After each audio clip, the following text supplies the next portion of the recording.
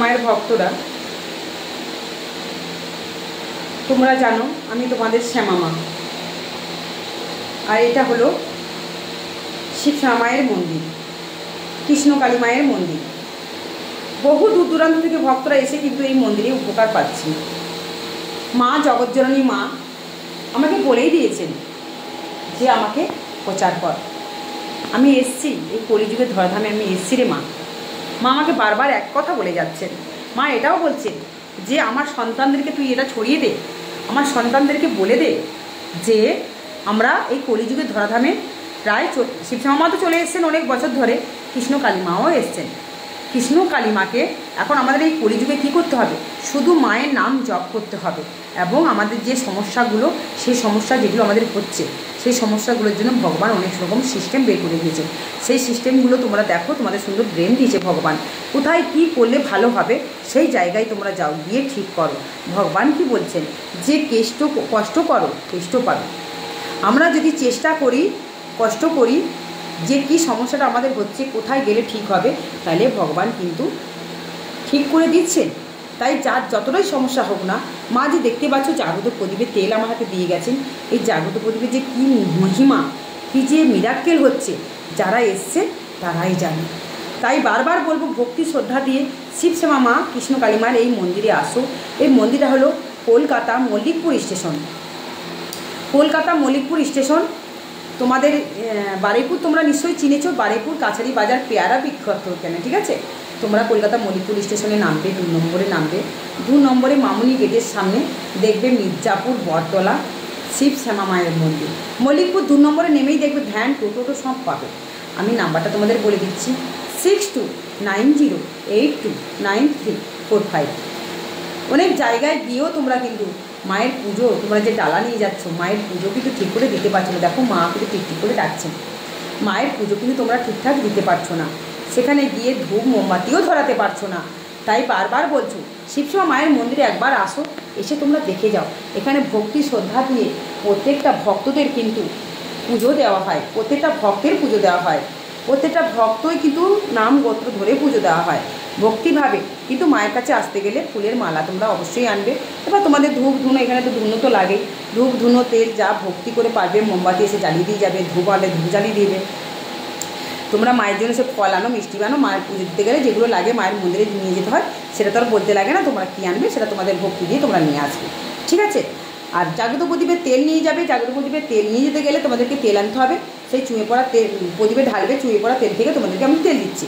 সেই তেলে শ্বাসকষ্ট, হাঁপানি, তোমাদের বাতের ব্যথা, তোমাদের পুরাতন বাতের ব্যথা, খটকা, টনসিল, কান কটকট করে, কান ফুলে যাচ্ছে, কানে তালা লেগে যাচ্ছে, তোমাদের সারা গা হাত খুব ব্যথা করে, অমাবস্যার দিনেও ব্যথা করে, তোমাদের গায়ে গায়ে যে ফড়াটোড়াগুলো হয়, হাত পাত দেখবে ঠান্ডা হয়ে যায়, বাতের টাচ ধরে, ঝিঁঝি করে, ঘন ঘন হয়, এগুলো এই তেলগুলোতে কিন্তু ভালো হয়ে যাচ্ছে।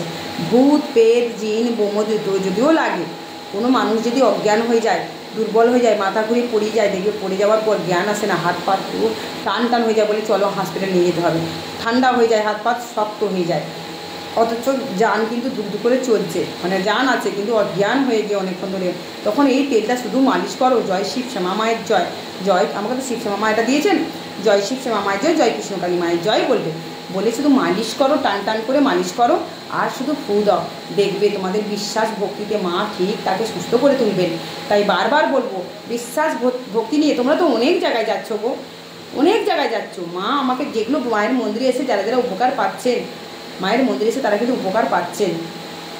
তোমরা যারা যারা সমস্যা, এই সমস্যা দিয়ে আছো, যাদের বাচ্চা হচ্ছে না, দেখবে 10 বছর বাচ্চা হয়নি, যাদের ধাত ভাঙছে, যাদের পিরিয়ডের সময় পেট যন্ত্রণা করে, তোমরা বিশ্বাস করে ভক্তি নিয়ে শিবশ্যামা মায়ের মন্দিরে আসো। শিবশ্যামা মায়ের মন্দিরে আসো, ভক্তি করে পুজো দাও, 108 বার নাম জপ করো, তোমরা মানত করে যাও, দেখবে মা তোমাদের সমস্যা ঠিক দূর করবে, যেমন সবার দূর করছে। সবথেকে বড় কথা, এখানে ভর হয় যে খুব মারাত্মক, এখানে ভর হয় খুব মারাত্মক, জানো তো? মায়ের যখন ভর হয়, ভক্তরা দেখে গা কাঁটা দিয়ে ওঠে। অনেক ভক্ত তো এই ভর দেখে অজ্ঞান হয়ে যায়, ওদের জীবনে এরকম ভর ওরা কোথাও দেখেনি। ওরা বলেন যে মা আমরা অনেক জায়গায় গেছি, অনেক জায়গায় দেখেছি ভর, এরকম ভর দেখিনি। এখানে গরম আগুন 2 হাতে ধরে মা মুখের সামনে নিয়ে আসেন, গরম হাতে 2 হাতে গরম আগুনটা ধরবেন, পিতলের ধুনুচিটা ধরবেন, ধরে মুখের সামনে আনবেন। আর এত ধুনো, এত ধোঁয়া, মানে আগুন দাও দাও করে আগুন জ্বলছে, আর পিতলের, বুঝতে পারছো, 2 হাতে মা ধরেন। উনি মা, ওনার একটা শক্তি, মা কারোর মধ্যে একটা শক্তি প্রবেশ করছে, মানে তখন তার সেই মানুষটা সেই রকম থাকে না, তখন ওনার মধ্যে ভগবান প্রবেশ করে। তার একটা শক্তি, তার একটা তেজ, তার একটা পাওয়ার। ভগবান পারলে অনেক কিছু করতে পারেন। কিছুক্ষণের জন্য ভগবান এসে ভক্তদের যদি কোনো আর্জেন্ট সমস্যা থাকে, মা বলে দিয়ে যান, তোর এই সমস্যাটা, এই মা ওষুধ দেন, ভালো হয়ে যায়। ভক্তিভাবে যদি সে টোটকা দেয়, মা পালন করতে হবে তোমাদেরকে। এখানে মা যখন আসে কোনো টাকা পয়সা লাগে না।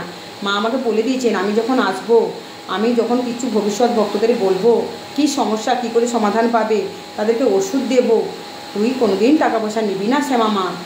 আমি আজ পর্যন্ত, আজ 16-17 বছর, আমার তো আমার জ্ঞান থাকতেই আমার ভর হয়, কিন্তু আমি তো বিয়ের পর এনে মাকে তো রেখেছি আমার বিয়ে থেকে। আজ মা কিন্তু আমার এখনকার নয়, আজ 17 বছর হয়ে গেল। তাই বারবার বলবো, দেখো, বিশ্বাস ভক্তি নিয়ে মায়ের আসো, মায়ের কাছে আসো। মা যা ওষুধ দেয় পয়সা লাগে না, তোমরা ভক্তি করে যে জিনিসগুলো মা দেবেন, তোমরা দক্ষিণা যা দেবে সেটাই আমাদের প্রাপ্য। এত জায়গায় কত টাকা নয়ছয় করেছো, ভক্তি করে মায়ের মন্দিরে আসো। এত লাথি ঝাঁটা, কত জায়গায় ঠেলা খেলা, কত কিছু পাচ্ছ, কত গুঁতনি পাচ্ছ কত জায়গায় গিয়ে। সামান্য রোদের মধ্যে দাঁড়িয়ে দাঁড়িয়ে পুজো পাশাও ঠিক মতন তোমাদের দেয় না। তাহলে তোমরা বলো, মায়ের মন্দিরে এসে ভক্তি করে পুজোও দাও। যেখানে যেখানে যে মন্দিরগুলোতে ভক্তি করে তোমাদের পুজো দেবে, ডালাগুলো পুজো দেবে, সেই মন্দিরগুলোতে যাও, পুজো দাও, দেখবে ভগবান কি বলেন। ভগবান বলেন, আমার আমার ভগবান চান ভক্তের ভক্তিতে ভগবান সন্তুষ্ট হন। তাই ভগবানকে আমরা যদি ভক্তি করে ডাকি, ডাকার মতন যদি ভগবানকে ডাকতে পারি, ভগবান নিশ্চয়ই সাড়া দেবেন। ভগবান ভক্তদের ডাকে সাড়া দিতে বাধ্য। তাই তোমরা কেউ নিরাশ হবে না। শিবশ্যামা মা খুব জাগ্রত, শিবশ্যামা মা কিন্তু খুব জাগ্রত মা, খুব শান্ত মা। কালী মাকে তোমরা ভক্তি করে ডাকো না। কৃষ্ণ কালী মা, শিবশ্যামা মাই ধরা ধামে এসছেন আমাদেরকে। জয় কৃষ্ণ কালী মায়ের জয়, জয় শিবশ্যামা মায়ের জয়। এই নাম জপ করেই উদ্ধার হতে হবে, গোবিন্দর চরণে পড়তে হবে। ঠিক আছে, তোমরা কিন্তু প্রত্যেকটা সনাতন, তোমাদের ঘরে ঘরে যে ঠাকুর দেবতা আছে, যে কোনো দেবতা দেবী অনেক, কিন্তু ভগবান একটা। শিবশ্যামা মাকে, মায়ে আমি পোস্টে ছেড়ে দিচ্ছি, আবার এই ছবিটাও ছেড়ে দেবো। আমার পোস্টে ছাড়া আছে, আবার এই কৃষ্ণ কালীমা শিবশ্যামা মার ছবিও ছাড়বো। তোমরা ফটো বাঁধিয়ে রাখো, ওই ফটোর মধ্যে কোনো মানুষের ছবি রেখো না গো। বেদির মধ্যে বসে যদি তোমরা কোনো মানুষকে রেখে সেখানে পুজো করো, ধূপ দাও, ভগবান কি তোমাদের ভালো করবে বলো তো? তোমাদেরকে আমি বোঝাচ্ছি, তোমরা বোঝো আজ কেন আমরা এত অসহায়, এত সমস্যায় জড়িয়ে যাচ্ছি। ভগবানকে দেখেও কেন ভগবান সাড়া দেয় না, বুঝতে হবে। নিশ্চয়ই আমাদের কোনো কিছুতে ভুল করছি, আমরা ভুল করছি। আমরা একটা ধূপকাঠি দিলেও কিন্তু ভগবানকে বলি ভগবান, মানে সেখানে আমরা কিন্তু এগ্রিমেন্ট করে ফেলি ভগবানকে। ধূপকাঠি ঘোরাচ্ছি, ঘোরাতে ঘোরাতে বলি ভগবান আমার এই সমস্যাটা দূর করে দাও, আমার এটা দূর করে দাও, তোমাকে ভোগ দিচ্ছি, তুমি ভোগ খাও, তুমি আমার এই সমস্যা দূর করে দাও। এইভাবে বলতে নেই। ভগবানকে যখন পুজো দেবে, নিষ্ঠা মন দিয়েও দেবে, ভগবান কেমন আছেন, সুস্থ আছেন কি না, ভগবান তুমি ভোগ গ্রহণ করো। পুজোতে তোমার পুজো সম্পূর্ণ করার পর ভগবানকে বলবে, ভগবান তোমার কি খুশি হয়েছে, তোমার সন্তান অবু সন্তান যেমন পেরেছে ভক্তি দিয়ে পুজো দিয়েছে, যদি কোনো পুজোতে ভুল হয়ে যায় তুমি ক্ষমা করো ভগবান। ভগবান তুমি ভালো থাকো, সুস্থ থাকো, সর্বদা শরীরে যত্ন রেখো ভগবান। আর বলবে জগতের মঙ্গল চাইবে, সব জীবজন্তু কীরকম চাইবে বলবে, ভগবান এই জগতে যত মানুষ, জীবজন্তু, পশু পাখি, কীটপতঙ্গ, পোকামাকড়, সরীসৃপ প্রাণী, উদ্ভিদ, সবাইকে ভালো রেখো ভগবান, সবাইকে সুস্থ রেখো ভগবান। এই জগতে হিংসা, অহংকার, মারামারি, ঘৃণা, ত্যাগ, কূটনীতি, কুবিদ্যা, বাজে নেশা জাতীয় জিনিস, খুন খারাপি, মারামারি, চুরিচামারি, ডাকাতি, অলসতা, কুড়েমি, এই সমস্ত কিছু সবার মধ্যে থেকে কাটিয়ে তোলো ভগবান। সবাই সবার সাথে মিলেমিশে থাকতে পারে সে সুবুদ্ধি দাও ভগবান সবাইকে। প্রতিবন্ধী বাচ্চাদের, মেন্টাল বাচ্চাদের সুস্থ রেখো ভগবান, সবল রেখো ভগবান, তাদের ভবিষ্যৎ তুমি উজ্জ্বল করে তোলো ভগবান। এটা বলবে, ঠিক আছে? দেখবে জগতের জন্য তুমি চাইছো, জগতের মধ্যে তুমিও তো পড়ছো, তাই না? তাই ভগবান তো অন্তর্যামী, ভগবান তো কৃপাময়ী, ভগবান তো করুণাময়ী, মা জগৎ জননী, দয়ার সাগর তরদিনী মা। তোমার অন্তরের ব্যথা মা তো জানেন, তার সন্তানের কী অন্তরের ব্যথা।